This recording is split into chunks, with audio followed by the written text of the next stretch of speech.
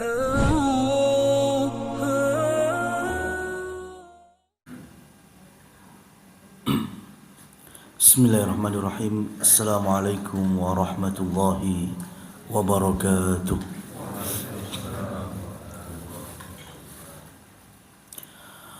Alhamdulillahi wa kafa. Wassalatu wassalamu ala rasulina al-mustafa. Asyhadu an la ilaha illallah wahdahu la syarika lah. Wa asyhadu anna Muhammadan abduhu wa rasuluh la nabiyya wa la rasula ba'dah. Allahumma salli wa sallim ala nabiyyina Muhammad, amma ba'du. Jamaah kaum muslimin muslimat rahimani wa rahimakumullah. Segala puji bagi Allah kita jadikan sebagai muqaddimah atau pengantar dari kajian kita. Alhamdulillah dipertemukan kembali untuk melanjutkan pembahasan dari sirah Nabi Muhammad sallallahu alaihi wasallam, di mana kita masih ada pada tema besar, yaitu apa saja peristiwa yang mengawali Rasul sallallahu alaihi wasallam hidup di tempat yang baru, di daerah yang baru, yang kita kenal dengan kota Madinah. Rasul sallallahu alaihi wasallam mengawali dengan membangun masjid, baik itu di gerbang pintu masuk Madinah yaitu wilayah Quba. Rasul sallallahu alaihi wasallam membangun masjid yang sampai hari ini juga kita muliakan, yaitu Masjid Quba. Rasul sallallahu alaihi wasallam bahkan di beberapa riwayat seperti riwayat Abdullah ibnu Umar dan juga Anas bin Malik, setiap hari Sabtu di tiap pekannya Rasul sallallahu alaihi wasallam bergerak dari kediaman beliau untuk menuju Masjid Quba, masyian amrakiban. Terkadang Nabi Muhammad sallallahu alaihi wasallam ke Quba itu jalan kaki. Terkadang Rasul sallallahu alaihi wasallam ke Quba juga mengendarai kendaraan, unta maupun kuda. Dan beliau sallallahu alaihi wasallam bersabda, "Man tawaddaa fi baitihi," barang siapa yang berwudu di rumahnya, siapa yang sudah bersuci dari rumahnya, kemudian berjalan fasalla fi Quba, dalam riwayat yang lain rakaataini fi Quba, 2 rakaat salat yang dikerjakan di Masjid Quba, ka umratin, akan mendapatkan pahala senilai umrah. Padahal itu ada di Madinah. Umrah itu di mana? Di Makkah. Tapi Rasul sallallahu alaihi wasallam untuk memuliakan Masjid Quba itu, barang siapa yang salat di dalamnya, salat apa saja, minim salat 2 rakaat, salat sunnah tahiyatul masjid, salat sunnah ba'da wudu, salat sunnah mutlak yang lainnya, itu sudah mendapatkan pahala senilai umrah. Maka ini yang kemudian menjadi salah satu program setiap para jamaah umrah untuk tidak menyia-nyiakan atau meninggalkan ziarah ke Masjid Quba. Caranya sama. Man tawaddaa fi baitihi, siapa yang berwudu dari rumahnya. Nah, kalau jamaah itu enggak punya rumah di Madinah, rumahnya di mana? Di hotel. Berarti siapa yang berwudu dari hotelnya, kemudian berangkat, ya, naik bis misalnya, kemudian sholat di Masjid Quba, maka niscaya akan mendapatkan pahala senilai umrah. Berikutnya Rasul Shallallahu Alaihi Wasallam juga membangun masjid yang kita kenal hari ini dengan Masjid Nabi atau Masjid Nabawi. Saat itu Rasul Shallallahu Alaihi Wasallam langsung turun membersamai para sahabat membangun masjidnya dari ukuran pertama 70 dhira' atau kurang lebih 35 meter dikali 60 dhira' atau kurang lebih 30 meter. 35 kali 30 meter itulah awal kali Masjid Nabawi dibangun. Rasulullah Shallallahu Alaihi Wasallam memotivasi para sahabat ketika mereka bekerja sama di dalam mengerjakannya dengan beberapa syair, beberapa sajak-sajak Arab. Di antaranya Rasul mengatakan innal aisha aishul akhirah Allahummarham muhajirin wal ansor. Sesungguhnya kehidupan yang sejati, kehidupan yang hakiki adalah kehidupan akhirat. Ya Allah, rahmatilah masyarakat muhajirin dan juga masyarakat ansor. Saat itu Masjid Nabawi terbangun dengan kiblat yang masih ke arah utara, yaitu ke arah Baitul Maqdis, ya, masih ke arah Palestina. Dan secara geografisnya Madinah itu dari sisi timur dan sisi utara itu pegunungan bebatuan. Mungkin istilah yang lebih tepat di kita itu kayak cadas. Itu secara geografisnya. Sebelah timur dan sebelah barat itu pegunungan bebatuan. Jadi nanti kalau ada pertempuran dan peperangan, nyaris Rasul Shallallahu Alaihi Wasallam tidak pernah ngurusi bagian ini, karena secara nalar dan logika militer tidak akan ada yang sanggup masuk wilayah Madinah dari sisi timur dan barat, ya, karena itu pegunungan batu. Siapa yang mampu? Kuda-kuda aja nggak ada yang mampu untuk nanjak ke situ.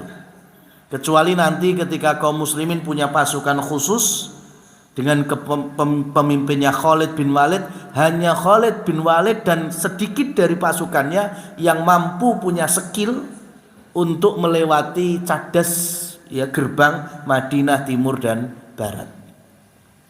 Kemudian dari sisi utara Rasul Shallallahu Alaihi Wasallam wilayahnya wilayah yang kosong, sehingga nantinya Rasul agak totalitas di wilayah itu.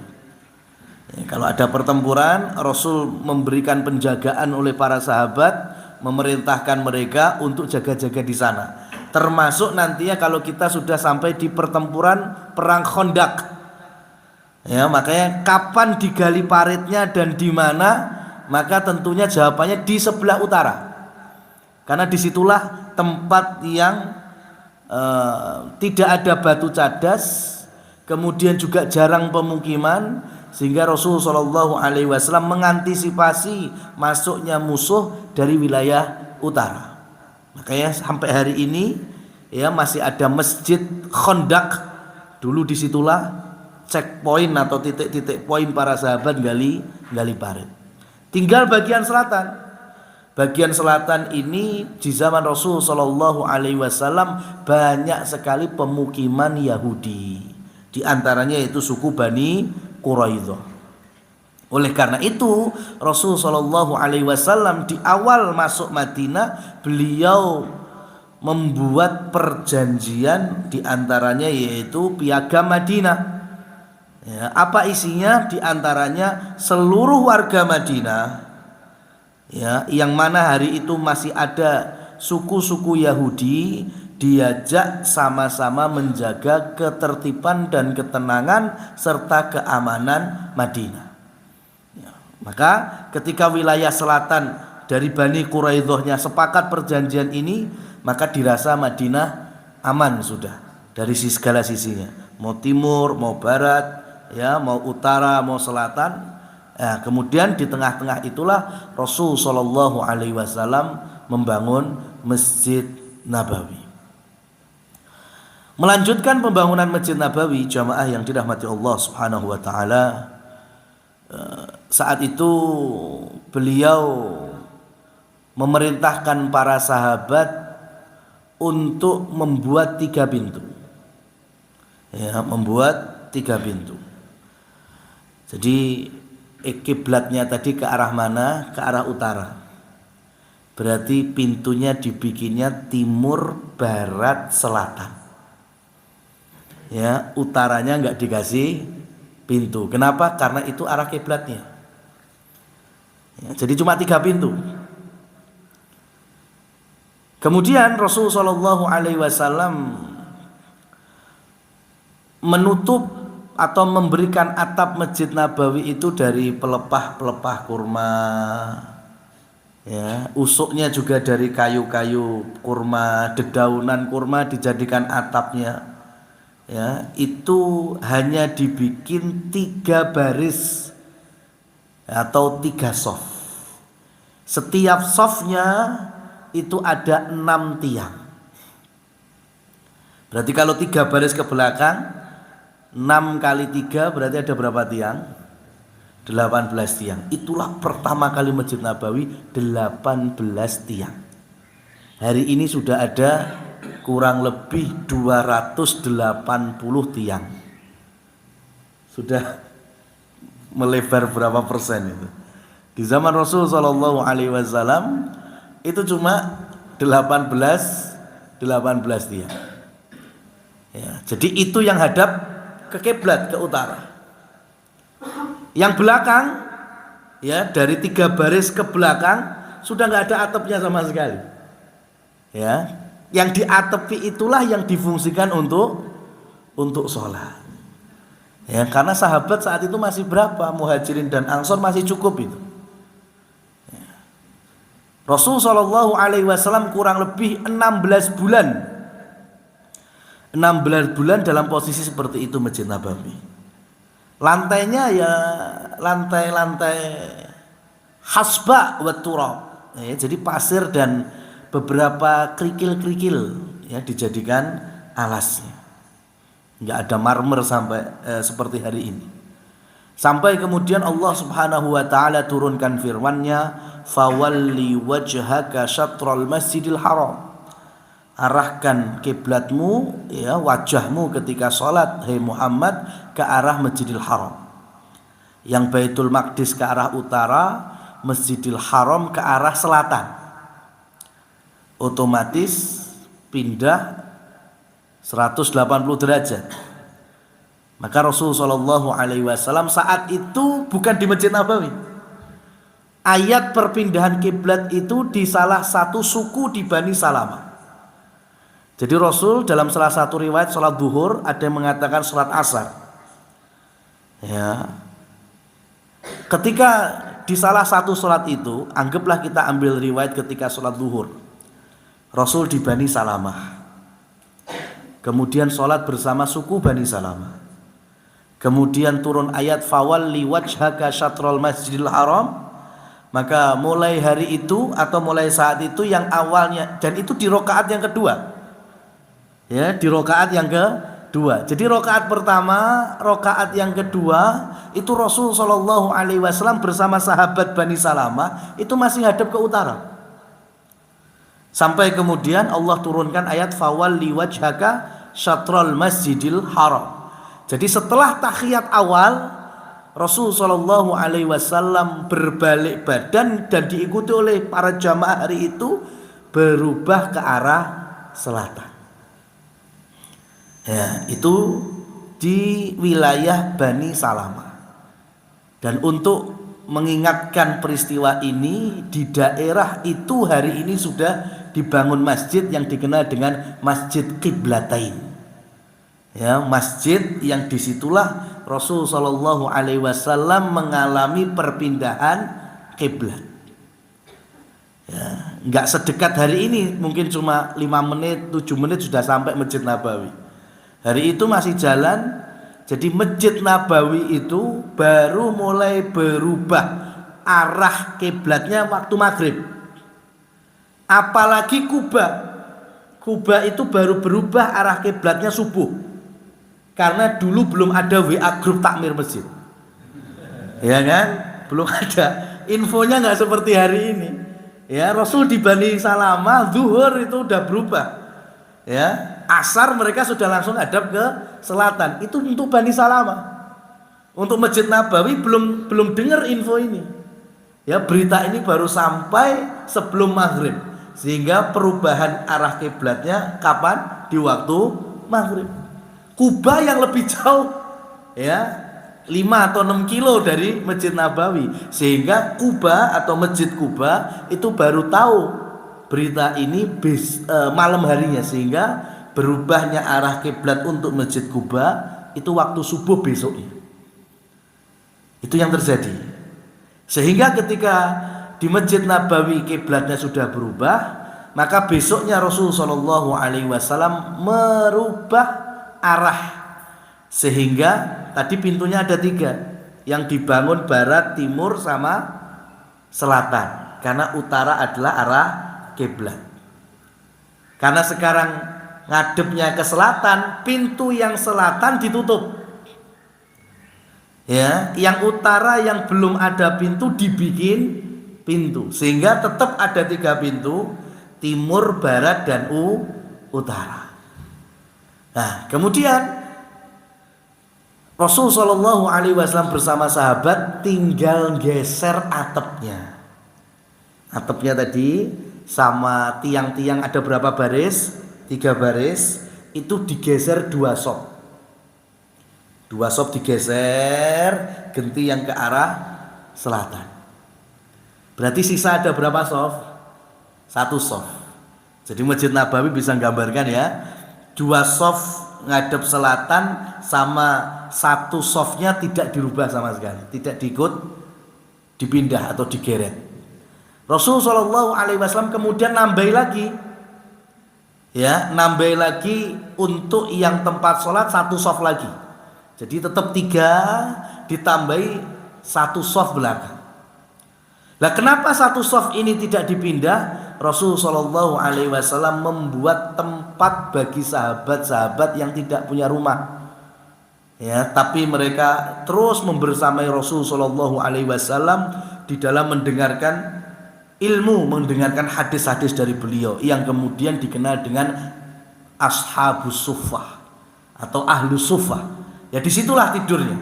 Abu Hurairah nanti di situ, Anas bin Malik, Abdullah ibnu Mas'ud di situ. Jadi di masjid bagian belakang yang ada atapnya. Ya, adapun yang ngadep ke selatan yang baru ini yang digunakan untuk sholat tetap ada 18 tiang, dan setiap tiangnya itulah nanti dikasih tali temali yang kemudian dikasih, kalau hari ini ya kayak ubliknya itu digantungkan. Itulah kelistrikan atau lampu pertama di Masjid Nabawi. Hari itu belum ada mimbar. Ya, hari itu belum ada mimbar. Bagaimana kemudian Rasul berkhutbah untuk sholat Jumat atau berkhutbah untuk menyampaikan ilmu? Maka Rasul Shallallahu Alaihi Wasallam hanya berdiri dan memegang salah satu tiang dari pohon kurma itu. Ya, sampai nanti ada sahabat Ansor yang membuatkan mimbar bagi Rasul. Ya, Rasul Shallallahu Alaihi Wasallam kemudian meminta untuk dibuatkan satu lagi, ya, genep 2. Satunya mimbar untuk Rasul, satunya nanti mimbar untuk Ibnu Thabit, ya, Hasan bin Thabit, yaitu penyair Madinah yang fungsinya penyair dulu itu kayak media hari ini, yang bisa mengcounter hoak, yang bisa menyampaikan lebih jauh lagi, yaitu punya mimbar khusus. Ya, jadi semenjak ada mimbar itu Rasul berkhutbah di atas mimbar. Akhirnya tiang yang biasa dipegang Rasul, dilus-lus oleh Rasul, itu sudah nggak pernah lagi karena udah ada mimbar. Dan di hari itu, ini ada di dalam Bukhari dan Muslim, dan di hari itulah sahabat mendengar beberapa suara tangisan seperti bayi nangis.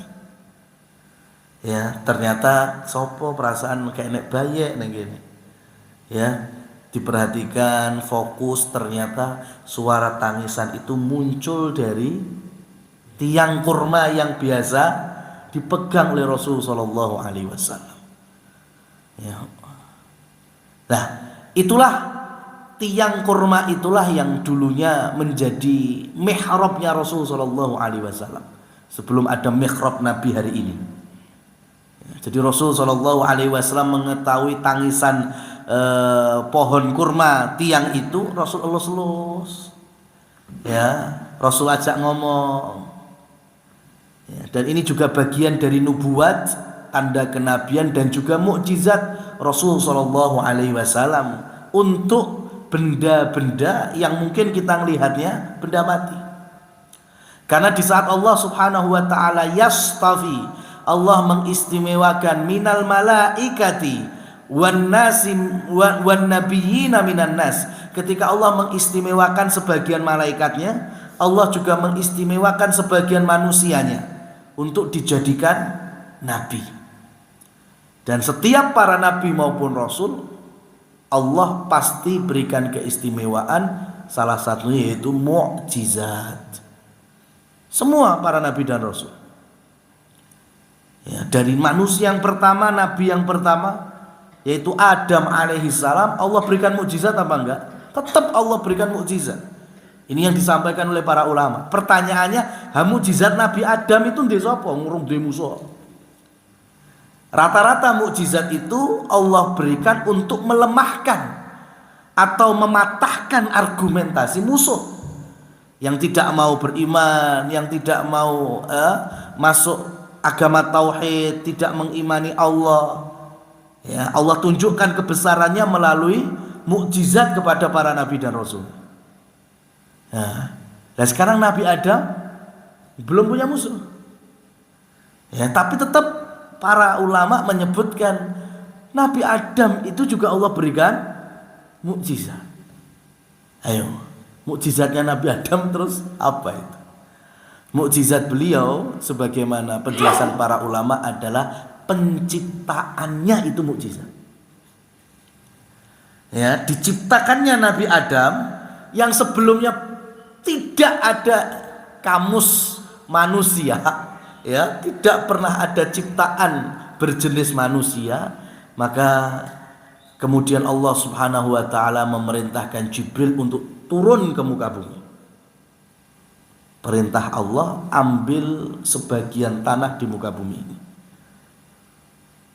Jibril turun, pengennya ngambil beberapa tanah yang tersebar di muka bumi ini, tapi tanah nggak mau diambil sama malaikat Jibril. Gagal akhirnya. Allah turunkan kembali Mikail, malaikatnya lagi. Perintahnya sama, ambil sebagian tanah. Ternyata tanah juga nolak. Gagal lagi Mikail. Kemudian Allah turunkan malaikat yang lain. Ketika malaikat ini turun ingin mengambil sebagian tanah nolak, diajak ngomong itu tanah. Sampean iki perasaan podo mbek aku. Ya, aku ini adalah makhluk Allah, ciptaannya. Engkau pun hei lemah juga sama, makhluk Allah, ciptaannya.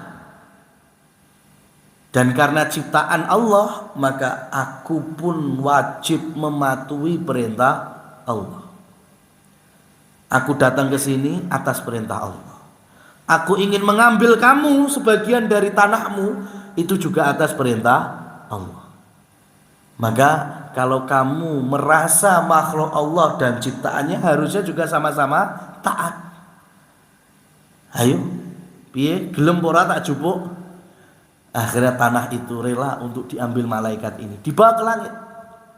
Nah, tanah-tanah yang diambil inilah yang kemudian menjadi material untuk Allah ciptakan Nabi Adam alaihissalam. Inilah tafsir dari ayat khalaqtahu min tin. Allah ciptakan dari tanah. Siapa? Adam alaihissalam. Ya, itu udah mukjizat itu. Yang sebelum nggak ada jadi ada. sampai nanti beranak pinak, berketurunan sampai kita. Cuma sudah beda ceritanya. Kalau kita diciptakan dari apa? Ya, kita diciptakan dari mana? Mimma immahin. Ya, bahasa ayatnya kan gitu. Mimma immahin, dari air yang hina, air yang remeh, gak ada harganya. Ya, bertemunya dua air, yaitu bapak dan ibu kita ketika berkumpul. Ya, suami dan istri ketika berkumpul, kemudian Allah kehendaki ya hamil wanitanya, maka kita ini diciptakan dari mana? Dari air yang hina itu. Ya. Tapi kan kebanyakan dari kita manusia diciptakan dari mana? Dari tanah. Itu perwakilan cuma satu tok, yaitu Nabi Adam. Kita diciptakan dari tanah. Sudah enggak. Kita ini diciptakan dari itu tadi, mimma imahin. Ya. Yang diciptakan dari tanah itu cuma bapak moyang kita, yaitu Nabi Adam. Setelah itu sudah enggak ada lagi yang diciptakan dari tanah. Putra putri langsung Nabi Adam apa Allah ciptakan dari tanah? Sudah enggak, dari hubungan Nabi Adam dengan Hawa. Hawa sendiri aja sudah bukan Allah ciptakan dari tanah. Diambil dari tulang rusuk yang paling atas, yang paling bengkok dari Nabi Adam, kemudian Allah ciptakan Hawa. Ya, jadi ini yang mungkin di antara kita berprofesi menjadi guru SD, ya, entah itu guru IPA atau pendidikan agama Islam dasar, ini harus difahami dengan baik. Ben ora mudah nyalahne murid. Engko nek ujian pertanyaan, manusia diciptakan dari titik-titik. Ya, kalau jawabnya tanah, ya wis lah, itu perwakilan, yaitu dari Nabi Adam. Tapi kalau ternyata ada yang menjawab titik-titiknya itu dari air mani atau sperma, ya jangan disalahkan. Karena memang itu yang terjadi untuk kita. Ya. Begitu juga ciptaan Allah yang lain, bangsa jin misalnya. Allah ciptakan mereka dari api. Siapa? Ya nenek moyangnya iblis itu. Itu yang Allah ciptakan dari api. Nah kalau jin yang hari ini satu generasi dengan kita, Allah ciptakan dari apa? Apa masih dari api? Ya enggak. Ya Allah ciptakan dari hubungan antar mereka, bangsa jin itu. Cuma kita nggak tahu karena nggak pernah diundang pas kawinannya, ya kan? Cuma sudut pandangnya gitu. Sama, kita sudah bukan dari tanah lagi. Begitu juga jin-jin hari ini sudah bukan dari api lagi. Cuma perwakilan aja.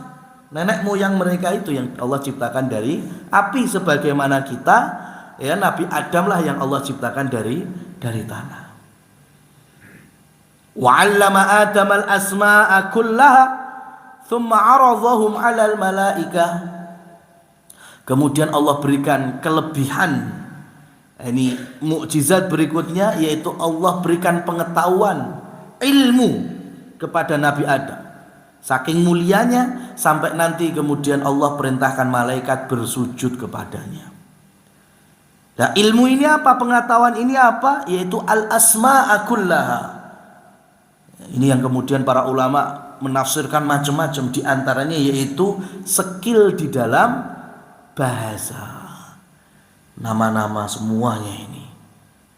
Maka kemudian ya salah satu di antara tafsir al-asma yaitu Allah berikan Nabi Adam pengetahuan seluruh bahasa anak turunnya. Sesuatu yang mustahil, tapi ini untuk mempermudah pemahaman saja. Kalau seandainya Allah bangkitkan Nabi Adam hari ini, kemudian Allah turunkan Nabi Adam ada di Kertosuro, ya, berkumpul dengan kita, dan kita sedang ngobrol enek sing nganggo bahasa Jawa. Bahasa Jawa ini enek sing Jawa Solo, Boyolali, Karanganyar. Mungkin ada yang pakai bahasa Indonesia. Pertanyaannya, Nabi Adam mudeng apa enggak? Nabi Adam paham apa enggak? Paham. Ya, paham? Karena Allah berikan pengetahuan, Nabi Adam itu mengetahui seluruh bahasa anak turunnya. Nah, kita anak turunnya bukan? Kita ada anak turun. Jadi Nabi Adam itu tahu seluruh bahasa anak turunnya. Itu mukjizat juga untuk Nabi Adam. Coba sekarang kalau hari ini ada di antara kita yang tahu 5 bahasa asing. Ayo, kita nilainya pinter nggak, Wong Gue? Ya, ini punya skill, ya, bisa 5 bahasa asing. Kita udah lihat, pinter. Nah, sekarang Nabi Adam mengetahui seluruh bahasa anak turunnya. Arak yang tinggalnya dimanapun itu, arak di belahan bumi sebelah mana, mau yang di benua Asia, Afrika, Amerika, Eropa, semua Nabi Adam itu tahu bahasanya. Dan itu nanti Allah turunkan kepada putranya. Nabi setelah Nabi Adam, sebelum Nabi Idris, masih putra langsung Nabi Adam, namanya Nabi Syith alaihi salam. Nabi Syith, ya, sya, iya sama tha, ya. Nabi Syith itu Allah turunkan kepada beliau 50 lembar suhuf. Allah sudah berikan kitab itu. Ini masih putranya Nabi Adam. Ya, bahkan Nabi Nuh saja Allah hanya turunkan 30 lembar suhuf. Lebih banyak Nabi Syith, putranya Nabi Adam. Ya, karena menurut Imam Ibnu Katsir rahimahullah di dalam karya-karya beliau, bahwasanya Hawa itu melahirkan sebanyak 20 kali kembar setiap persalinan, berarti putra-putrinya Nabi Adam itu ada 40 orang. Di dalam Al-Qur'an yang dibahas cuma 2. Ya, nama mereka di dalam Israiliyat dikenal dengan satu Qabil, satu Habil. Yang salah satunya nanti hasad sampai membunuh salah satunya. Qabil kemudian membunuh saudaranya sendiri yaitu Habil. Sayangnya yang kalau kita nggak ngaji, nggak belajar, taunya putra Nabi Adam ya Qabil mbak Habil gitu. Padahal masih ada berapa puluh putra-putra Nabi Adam yang lainnya. Nah, kalau Habil sudah selesai tutup usia dibunuh saudaranya sendiri, berarti yang hidup tinggal siapa? Qabil. Dan itu yang nantinya beranak pinak berketurunan. Kalau kita nggak ngaji, nggak tahu, berarti jangan tersinggung Bapak-bapak kalau saya mengatakan jenengan ini keturunan pembunuh. Ya. Ya kan? Ya. Lah Qabil yang bunuh Habil, dan itu yang masih bisa melanjutkan kehidupan. Ya. Kira-kira ridho apa enggak? Jenengan lilo apa enggak itu kalau saya sebut keturunan pembunuh? Mestinya kan enggak mau. Ya, makanya dengan belajar kita tahu ternyata masih ada puluhan putra putri Nabi Adam yang soleh dan soleha, termasuk Syith. Ya, semoga kita yang nyantolnya ke sinilah. Ya kan? Nabi Syith alaihi salam itu nabi, dan diantaranya yaitu Nabi Syith itu Allah anugerahkan mengerti seluruh bahasa kabilah yang ada di muka bumi hari itu. Ini nurun dari bapaknya Adam alaihi salam sampai nanti setelah itu Idris alaihi salam. Nabi Idris masih ada dalam mukjizat ini, selain menjadi manusia pertama yang bisa menjahit ya kulit yang disamak, ya, atau sesuatu yang bisa untuk menutupi badan. Kalau zaman Nabi Adam, Nabi Syith itu cuma penting di wel-wel, yang penting menutupi aurat. Ya, tapi Nabi Idris sudah lebih berkembang lagi. Ya, beliau adalah manusia yang pertama membuat pola, kemudian dijahit, jadilah pakaian sebagaimana kita kenal hari ini. Jadi bapak tailor dunia itu Nabi Idris. Ya, itu yang pertama kali menjahit pakaian. Cuma kan belum ada kain, ya, pakainya kulit-kulit yang telah disamak. Ya. Kemudian terus, ya, nanti ada Nabi Nuh juga dengan mukjizatnya apa? Nabi Musa, ya, dengan tongkatnya. Nabi Ibrahim, ya masyhur sudah. Ketika dilemparkan ke api, Allah jaga supaya selamat. Dan jangan diartikan ketika Nabi Ibrahim dilempar ke api itu, ya itu cuma dalam tempo 1-2 hari, enggak.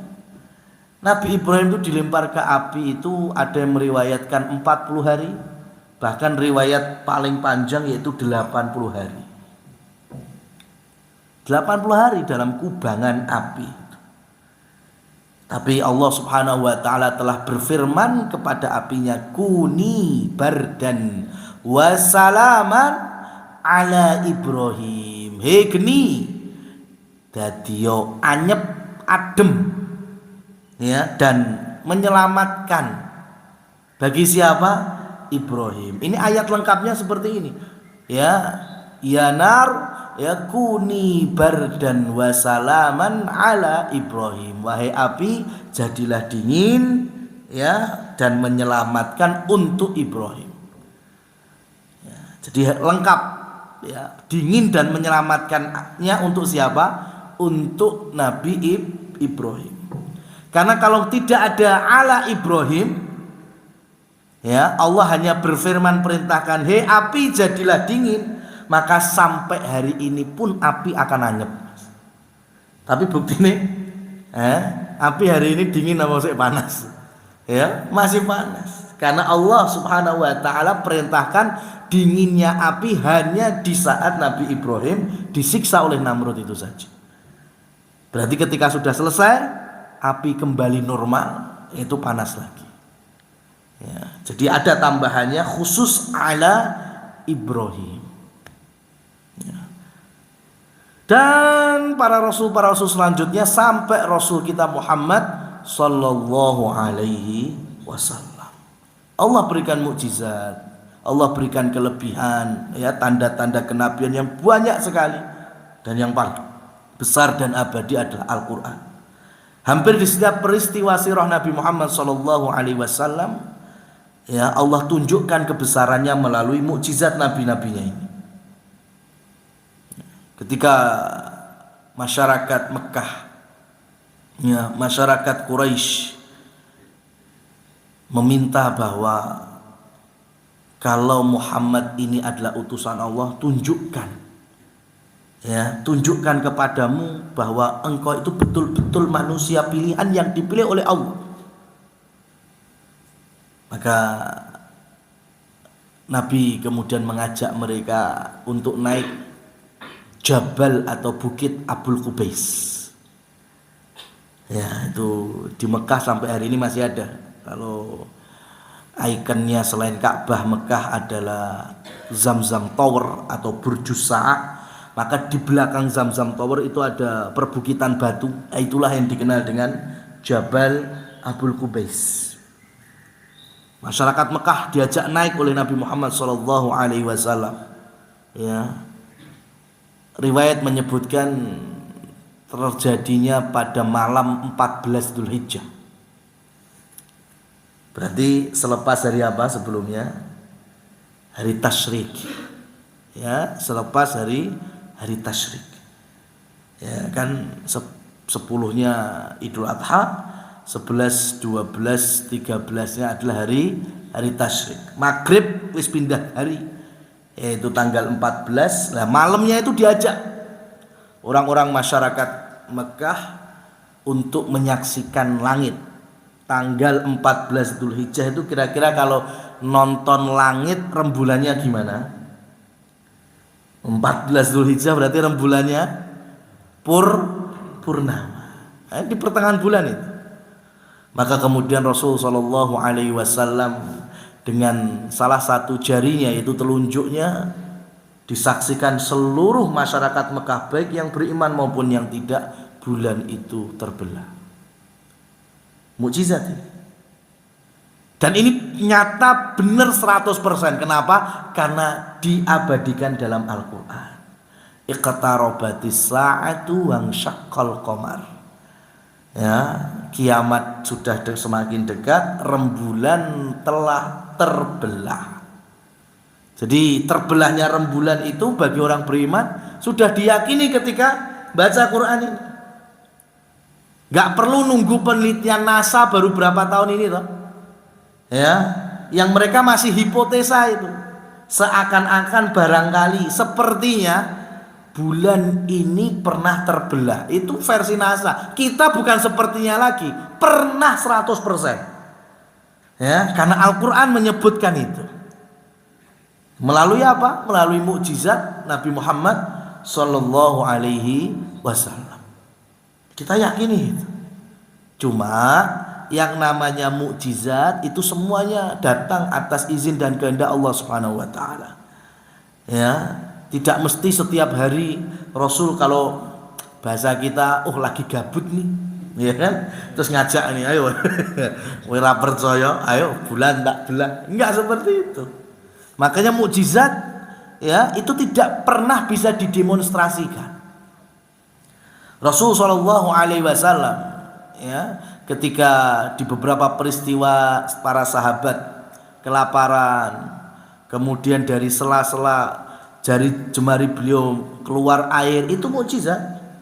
Tapi tidak ada setiap kali sahabat haus, ya Rasul saya haus, ya Rasul saya lapar, rene cur kan enggak. Ya, karena nggak bisa setiap saat itu, ya, karena itu betul-betul atas kehendak Allah Subhanahu wa taala. Maka kalau hari ini ada sebagian manusia yang mengatakan bahwa punya ilmu hikmah, punya ilmu yang di luar nalar manusia, ya, bisa terbang kah, bisa ngadeg neng pucuk pring kah, ya, dan itu didemonstrasikan, ya, bahkan diajarkan siapa yang mau, itulah yang disebut dengan sihir. Apapun itu bajunya, apapun itu sampulnya, ya, karena yang bisa dipelajari itu sihir. Mukjizat nggak bisa dipelajari, betul-betul langsung datang dari Allah Subhanahu wa taala. Tapi kalau sihir sebagaimana dalam Al-Qur'an, yu'allimunan nasa sihra, ya, sebagian dari setan-setan dari bangsa jin itu mengajarkan. Jadi ada ilmunya. Bagi siapa saja yang ingin melakukan sihir, ya, jadi kalau diistilahkan dengan ilmu hikmah, dengan ilmu apapun, ya, itu pada hakikatnya sihir. Rasul tidak pernah mengajarkan sahabat sesuatu yang di luar, ya, kebiasaan manusia, bahkan terlihat aneh. Ma'asyiral muslimin wal muslimat rahimani wa rahimakumullah tabaraka wa ta'ala. Ketika Rasul melanjutkan tadi pembahasan Masjid Nabi, ketika Rasul Shallallahu Alaihi Wasallam telah membangun masjidnya, kemudian membangun 2 rumah untuk istrinya, karena saat itu Rasul punya 2 istri. Yang pertama adalah Saudah, yang kedua adalah Aisyah radhiyallahu anhuma. Rasul Shallallahu Alaihi Wasallam kemudian diikuti oleh para sahabat. Para sahabat itu bangun rumah di sekitar Masjid Nabawi. Bahkan hari ini sudah masuk perluasan Masjid Nabawi. Seperti Abu Bakar As-Siddiq. Abu Bakar As-Siddiq itu rumahnya, ya, jadi rumahnya para sahabat dulu itu modelnya mengitari Masjid Nabawi. Jadi masjid itu di tengah-tengah. Jadi seperti bunderi Masjid Nabawi. Rumah mereka ngadepnya tetap ngadep muka, ngadep depannya itu, ya, rumahnya tetap membelakangi Masjid Nabawi. Tapi setiap mereka punya pintu belakang yang lebih kecil ukurannya, sebutannya khawkhah. Sehingga ketika mereka mau sholat itu nggak muter. Kalau lewat pintu depan mesti muter. Nah, ini lewat pintu belakang itu langsung menuju Masjid Nabawi. Termasuk Abu Bakar As-Siddiq radhiyallahu anhu. Abu Bakar As-Siddiq itu rumahnya, ya, khawkhahnya itu langsung masuk Masjid Nabawi. Ya, seperti Rasul sallallahu alaihi wasallam. Yang hari ini, ya, kan ada pintu-pintunya itu Masjid Nabawi. Dari pintu yang pertama, ya, dikenal dengan Babus Salam. Kemudian pintu yang kedua, lah inilah rumahnya Abu Bakar As-Siddiq radhiyallahu anhu. Ya, jadi sampai hari ini masih terjadi sabdanya Nabi SAW ketika Rasul bersabda, kalau nanti masjidku ini ditutup, ya, tidak dibuka beberapa pintunya. Padahal dulu cuma ada 3 pintu, tapi Rasul sudah menyebutkan kalau nanti masjidku ini ditutup beberapa pintunya. Ya, ini berita kenabian berarti. Ya, seperti hari ini Masjid Nabawi banyak pintunya, maka silakan. Kalau mau ditutup, ditutup silakan. Tapi Rasul meminta jangan menutup pintu yang ini, yaitu babu Abu Bakar, pintu Abu Bakar. Ya, yang menunjuk kepada rumahnya Abu Bakar. Maka sampai hari ini, ya, kalau apalagi pas pandemi kemarin banyak sekali pintu Masjid Nabawi yang ditutup. Hari ini mungkin ada beberapa waktu dari 24 jam itu pintu Nabawi ada yang ditutup, dibuka lagi jam-jam setengah 3, jam 3. Tapi yang bakal terbuka 24 jam non-stop diantaranya yaitu pintu 1, pintu 2, ya, yaitu salah satunya pintu Abu Bakar As-Siddiq. Ya, itu terbuka 24 jam. Karena pesan Nabi SAW tidak boleh menutup pintu Abu Bakar. Ya, nanti yang ketiganya dikenal dengan Babur Rahmah, atau yang keempatnya dikenal dengan Babu Jibril. Ya, pintu Jibril. Kenapa? Karena dulunya Jibril itu ketika mengajari Rasul SAW atau menyampaikan wahyu di tempat itu. Ya, seperti halnya ketika di Mekah. Ya, di Mekah di sekitar Ka'bah. Ya, jadi Ka'bah itu paling mudahnya adalah, anggaplah ini 4 sisi Ka'bah. Ada dimulai paling masyhur yaitu rukun atau sudut Hajar Aswad. Kalau kita jalan dari Hajar Aswad, ya, itu kemudian ada pintu Ka'bah. Ya, ada pintu Ka'bah. Lah, antara Hajar Aswad dan pintu Ka'bah inilah yang dikenal dengan multazam. Ya, dikenal dengan multazam. Lah, dari pintu Ka'bah kemudian kita jalan sedikit, itu di bawahnya hari ini Ka'bah hari ini itu kan ada beberapa warna coklat dari bebatuan yang lain daripada yang lain. Nah, itulah yang dikenal dengan Babu Jibril. Jadi dulu Jibril mengajari Nabi SAW tata cara sholat ya di situ. Jibril sering mendatangi Nabi seperti menjemput ketika mau Isra dan Mi'raj, mengembalikannya, itu ya di situ. Ya, jadi masih searah dengan pintu Ka'bah. Karena pintu Ka'bah di zaman Nabi itu ada 2 sebetulnya.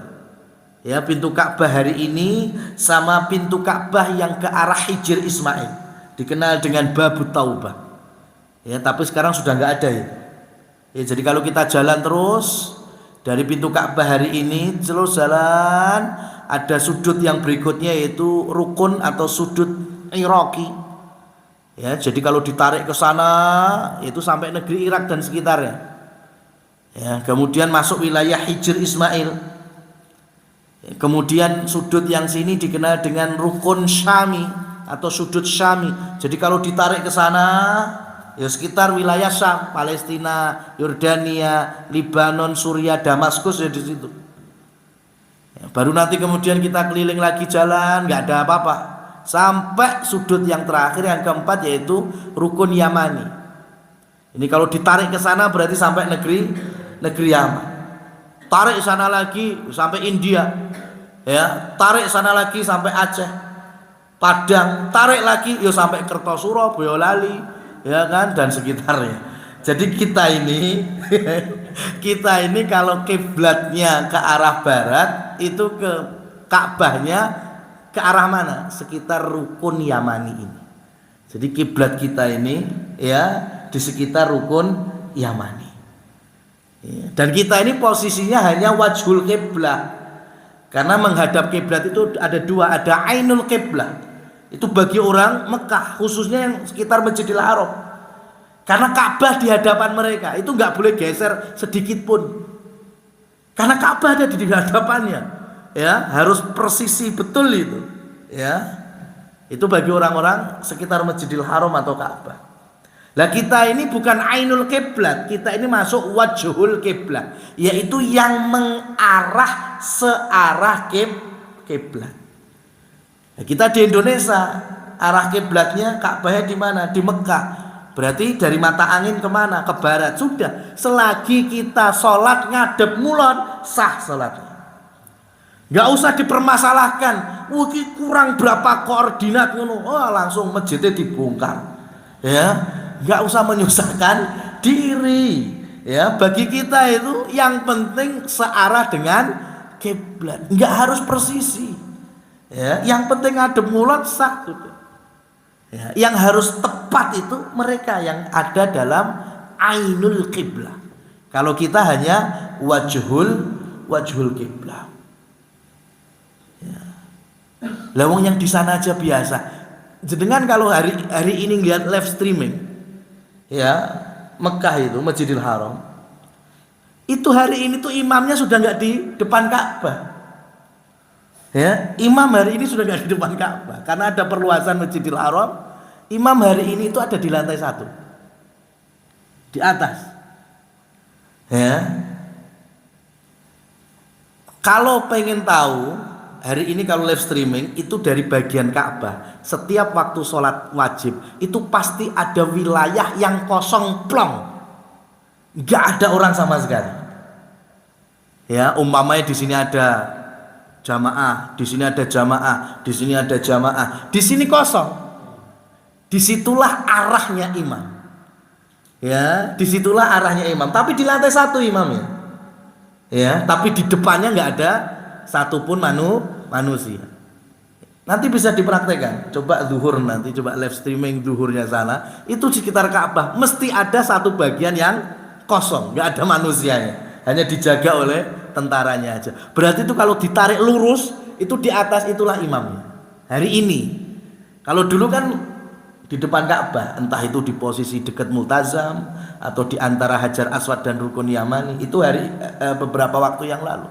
Tapi semenjak perluasan Masjidil Haram dan pengembangannya, hari ini imamnya bukan di sekitar bukan di depan Ka'bah langsung, tapi di lantai 1. Cuma biar tidak ada jamaah di depan imam, makanya posisi lurusnya imam sampai Ka'bah itu dikosongkan dari jamaah. Ya, yang mereka aja nyantai kok, maksudnya nggak meributkan itu. Ya, kita ukur beda pirang derajat, ya, kemudian ragelem sak masjid, aneh. Nah ini ma'asyiral muslimin wal muslimat rahimani wa rahimakumullah tabaraka wa ta'ala. Kemudian catatan yang terakhir sebelum kita tutup kajian ini, di awal Rasul Shallallahu Alaihi Wasallam di Madinah, selain pembangunan masjid, Rasul juga menemui masyarakat Madinah hari itu. Ya, jadi Rasul itu kan sudah 3 tahun sebelumnya nandur sahabat Mus'ab bin Umair. Berdakwah berhasil. Orang-orang Yasrib, orang-orang Madinah dari suku Aus dan Khazraj mulai banyak yang masuk Islam.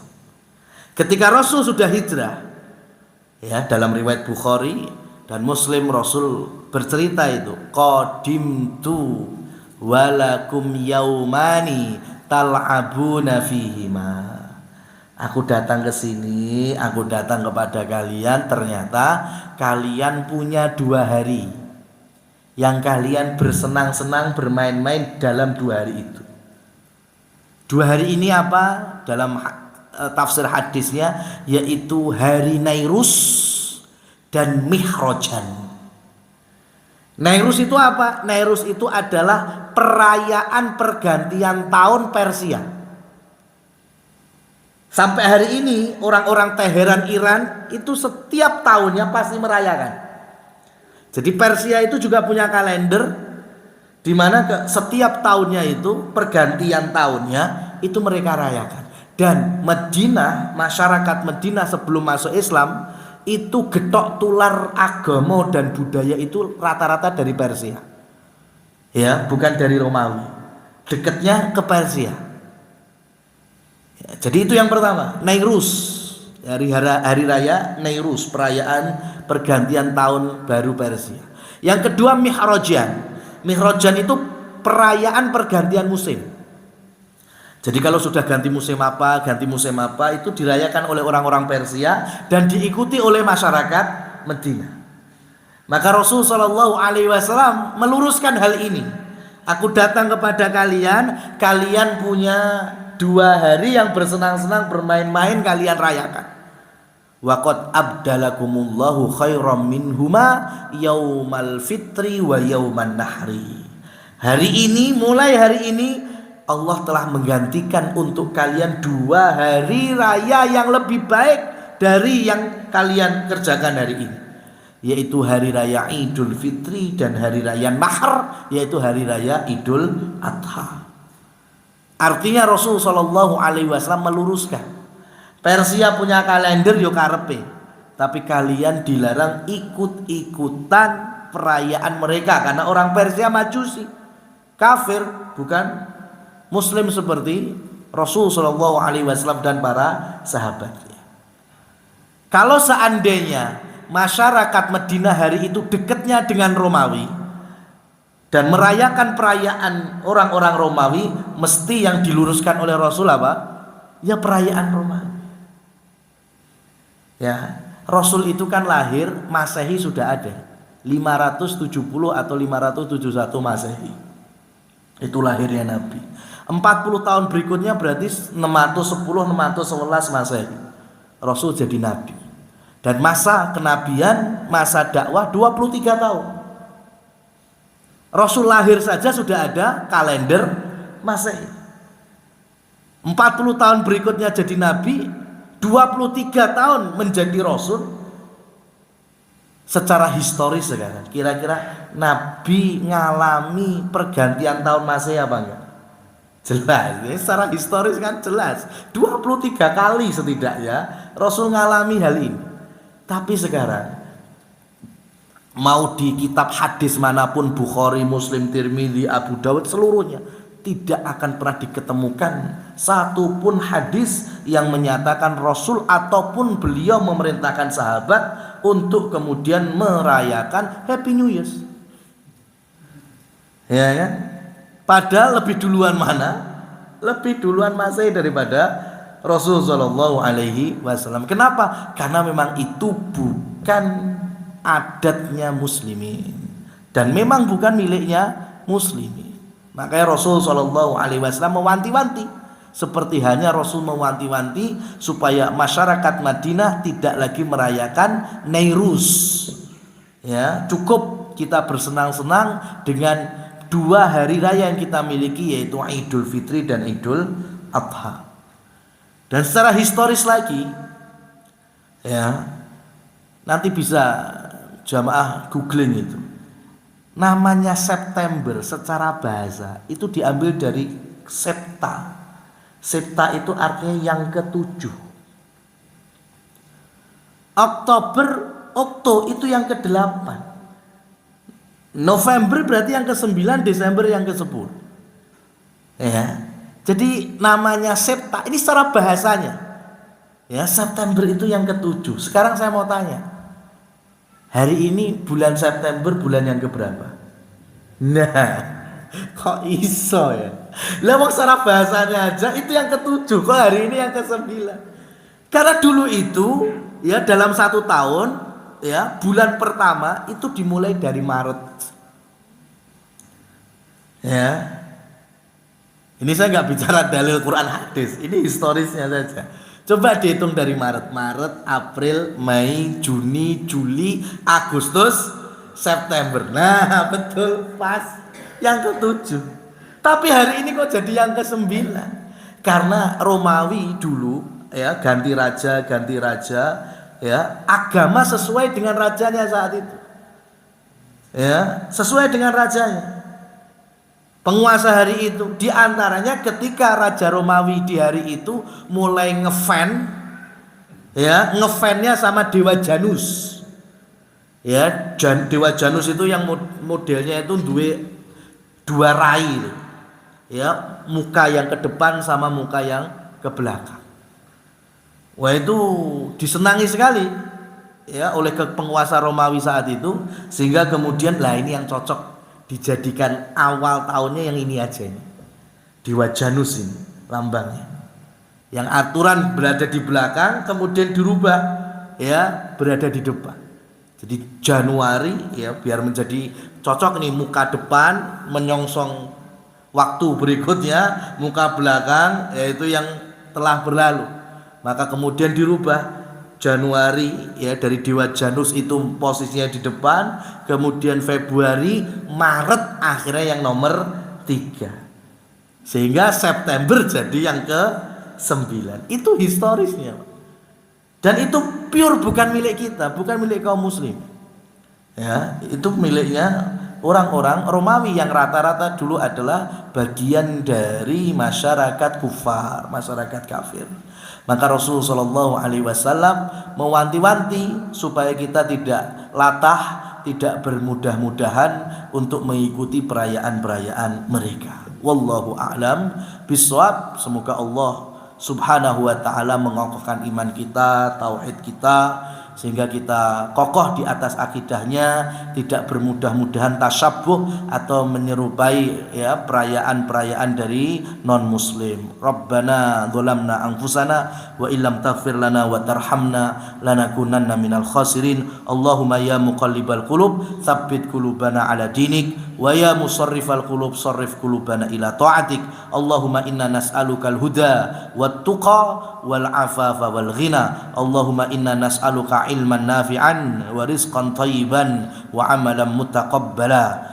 Rabbana atina fid dunya hasanah wa fil akhirati hasanah wa qina adzabannar. Fa subhanakallahumma wa bihamdika asyhadu an la ilaha illa anta astaghfiruka wa atubu ilaik. Wa akhiru da'wana anil hamdulillahi rabbil alamin. Billahi taufiq wal hidayah. Wassalamualaikum warahmatullahi wabarakatuh.